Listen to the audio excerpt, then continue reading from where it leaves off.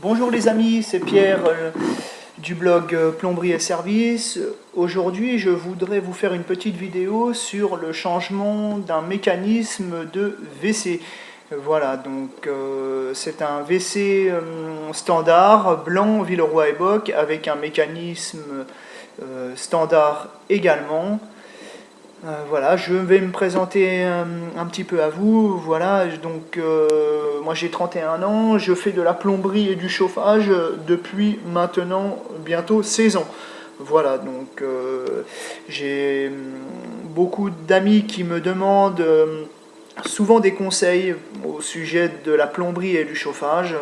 Donc voilà, j'aimerais aider un petit peu tout le monde. Voilà, donc je vais faire une vidéo, une première vidéo pour vous montrer comment l'on change un mécanisme de WC. Allons-y. Je vais vous montrer direct. Voilà.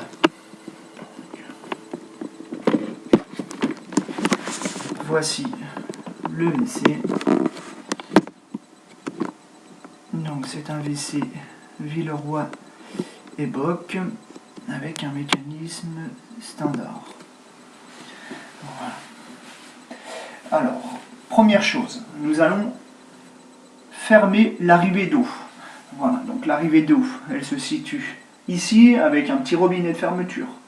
Donc nous allons l'activer pour le fermer. Voilà. Vérification ensuite que l'eau est bien fermée. J'appuie sur le bouton. Je tire donc le mécanisme de chasse d'eau vers le haut et l'eau s'échappe à l'intérieur de la cuvette.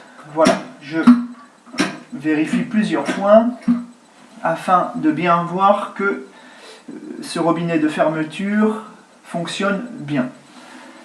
Ensuite, nous allons dévisser le couvercle qui se situe sur le haut. Il est tenu par un bouton. Voilà, donc le bouton se dévisse dans le sens contraire des aiguilles d'une montre, bien entendu. Voilà. Voici le bouton de chasse d'eau. Voilà, je le pose maintenant. Ici, je peux enlever maintenant le couvercle du réservoir. Voilà. Une petite vérification à l'intérieur qu'il n'y reste pas d'eau ou très peu. Voilà. Ensuite, nous allons débrancher le petit robinet du réservoir à l'aide d'une clé à molette. Voici. Donc, moi, j'utilise la marque Virax. Voilà, alors forcément l'écriture est à l'envers, mais ça ne change rien à la qualité du produit. Voilà, donc je mets ma clé à molette sur l'écrou et je desserre, toujours dans le sens contraire des aiguilles d'une montre.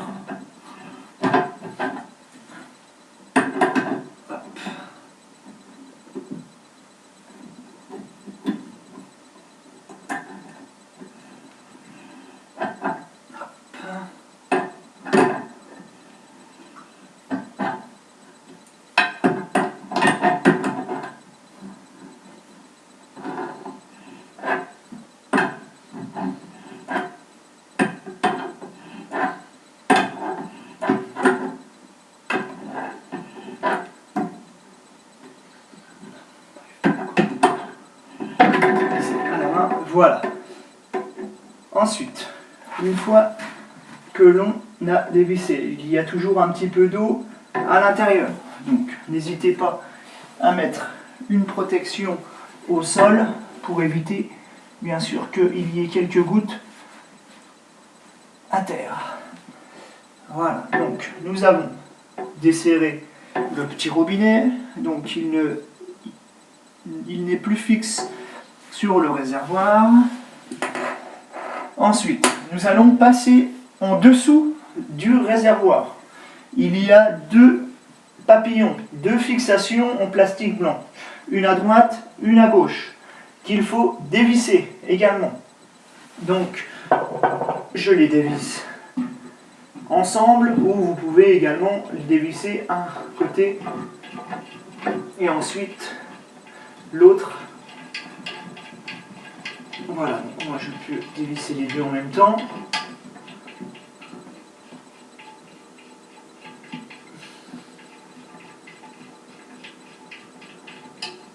Voilà, donc je vous montre les petits papillons. Donc c'est ce qui maintient le réservoir sur la cuvette de WC. Voilà, donc il y en a bien deux. Voilà, je pose ici. Ensuite, nous allons extraire le réservoir. Donc, je mets une protection sur l'abattant de WC pour pouvoir poser le réservoir dessus et pas abîmer. Voilà, donc je retire le réservoir vers le haut. Je le bascule légèrement sur le côté parce qu'il y reste un petit peu d'eau et je vais vider dans le trou de la cuvette. Voilà, pour éviter que ça coule par terre. Voilà. Il reste toujours un petit fond d'eau stagnante, donc c'est normal. Hein. Voilà, maintenant je pose le réservoir sur l'abattant. Voilà, donc ces fameuses tiges maintiennent le réservoir à la cuvette. Et donc dessus, nous avions bien ce petit papillon vissé dessus. Voilà, hein, pour vous expliquer. Ensuite, nous avons un joint intermédiaire. Ce joint-là fait l'étanchéité entre le réservoir et la cuvette. Donc, vérifiez toujours son état.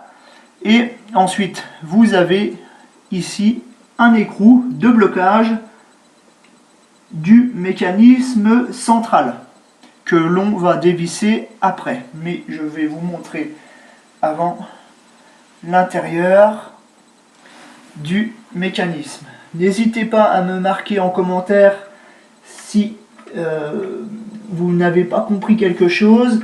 Si vous voulez que je réexplique également quelque chose, n'hésitez pas à me le dire. Voilà, donc, à l'intérieur du réservoir, là, nous avons le mécanisme donc, central, qui est fixé par l'écrou donc qui est ici. Et cette partie, c'est le flotteur. C'est ce qui règle le niveau d'eau à l'intérieur du réservoir. Donc, nous allons commencer par dévisser le flotteur.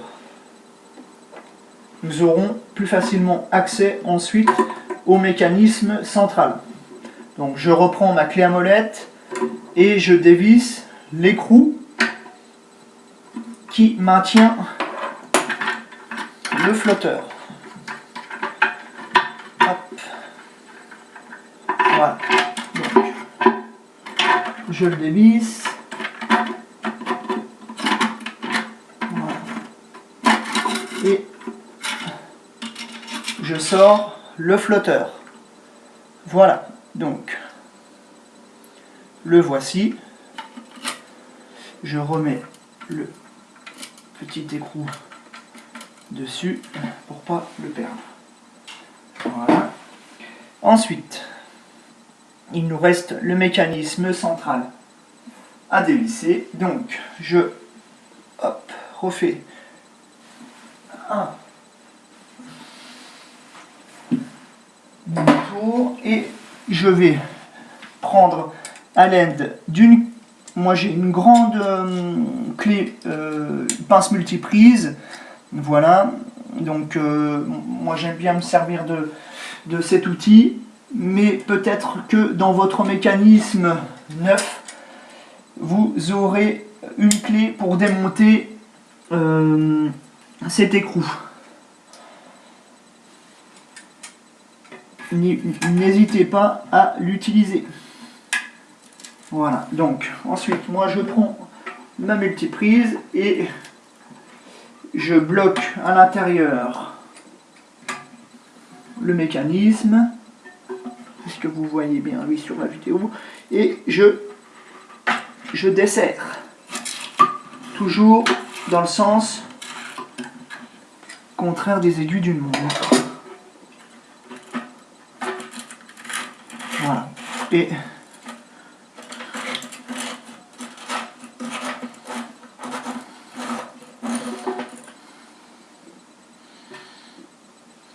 voilà, et donc nous desserrons. Et voici ce fameux mécanisme. Voilà. Voilà. Moi, je vous conseille, avant de remettre un mécanisme neuf, c'est de bien nettoyer l'intérieur du réservoir. Il y a souvent du calcaire. Donc n'hésitez pas à nettoyer, même peut-être mettre un petit peu de vinaigre blanc sur une éponge pour frotter. Il y a peut-être du dépôt de calcaire collé à l'intérieur. Un autre conseil, vérifiez également les vis de maintien du réservoir à la cuvette. Voilà, les deux vis qui sont à l'intérieur, je ne sais pas si vous voyez, voilà, les deux vis qui sont à l'intérieur. Vérifiez le joint qui est en intermédiaire, vérifiez son état. Si vous avez un doute, ici il est peut-être trop écrasé, changez-le.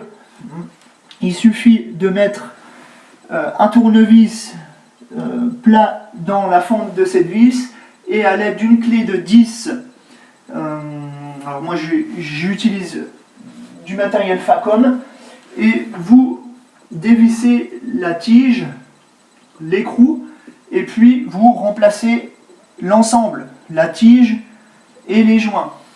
Donc sur cette tige, vous allez avoir un premier joint rigide, une rondelle métallique généralement. Ensuite vous allez placer un cône en caoutchouc, donc qui va faire l'étanchéité entre le réservoir et la cuvette. Vous allez mettre la vis à l'intérieur. Et de l'autre côté, vous allez remettre également une rondelle en caoutchouc qui va faire office encore d'étanchéité, une autre rondelle par la suite métallique, et ensuite vous mettrez l'écrou de serrage avec votre clé de 10. Vous serrez correctement, pas trop non plus pour pas aplatir le joint en caoutchouc, mais il faut serrer quand même. Voilà, moi je vérifie qu'ils sont bien serrés, mais c'est pas de souci. Voilà, donc nous c'est bon. Ensuite, votre mécanisme neuf. Donc nous vérifiez également que vous avez bien un joint à l'embase. C'est très important. Il va faire également l'étanchéité. Donc mettez-le correctement, emboîtez-le bien dans le fond de la gorge, et ensuite vous pouvez remettre votre mécanisme neuf. Hop. Voilà, donc moi je le remboîte, le joint est vérifié, et je vais revisser le fameux écrou blanc.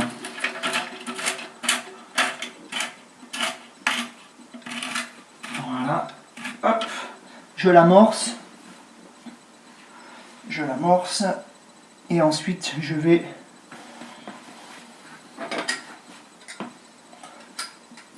le bloquer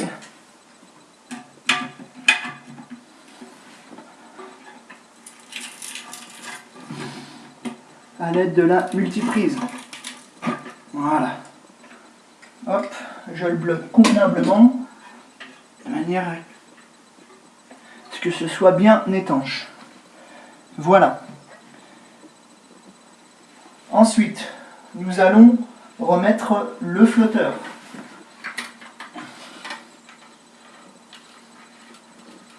Donc, le flotteur, en fonction de votre arrivée d'eau, mettez-le toujours à l'opposé. Nous avons donc l'arrivée d'eau qui se situe, nous, à gauche, donc le flotteur sera à gauche. Si vous avez votre arrivée d'eau qui est à droite, mettez le flotteur à droite. Et vous pouvez donc généralement l'inverser par ce trou là, si vous avez l'alimentation qui est opposée.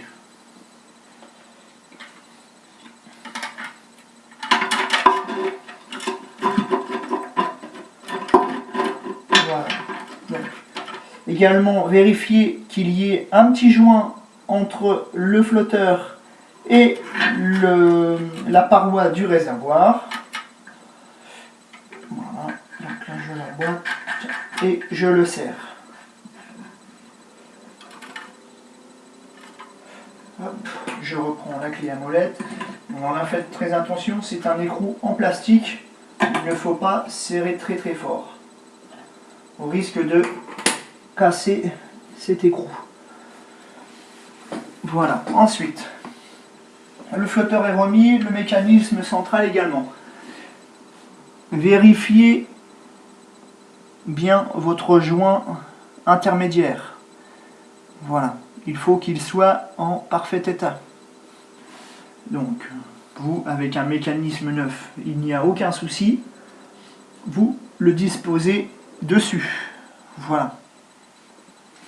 Avant de reposer le réservoir sur la cuvette, je vous conseille également de nettoyer la partie, le support où il y a le réservoir. Il y a toujours un petit peu de calcaire, c'est normal. Et puis c'est un endroit qui n'est pas accessible du tout. Donc voilà, moi je prends mon chiffon et nous nettoyons légèrement s'il y a un petit peu de calcaire. Voilà. Hop, ça c'est bon. Ensuite, on va redisposer le réservoir sur la cuvette en faisant bien attention de tenir ce joint. Il ne faut pas qu'il s'échappe. Voilà, moi je le maintiens comme ça et je le repose.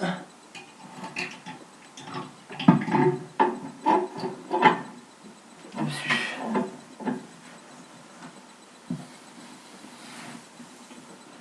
Voilà. Donc,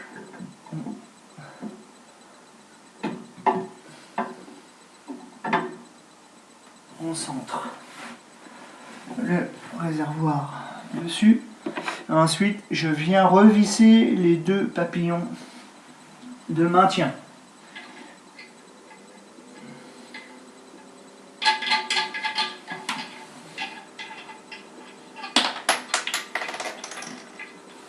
Si vous avez des questions, n'hésitez pas à me les mettre en commentaire.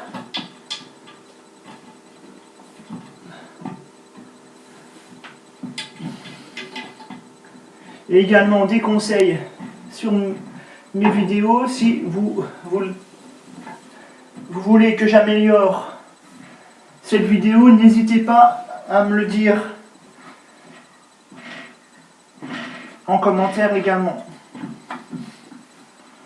Voilà, donc j'essaie de centrer, voilà, le mécanisme, le réservoir sur la cuvette et je bloque assez fortement pour que le réservoir ne bouge plus. Voilà. Donc notre réservoir est fixé sur la cuvette. Maintenant je vais remettre ce petit écrou, mais j'ai le joint qui est bloqué. Alors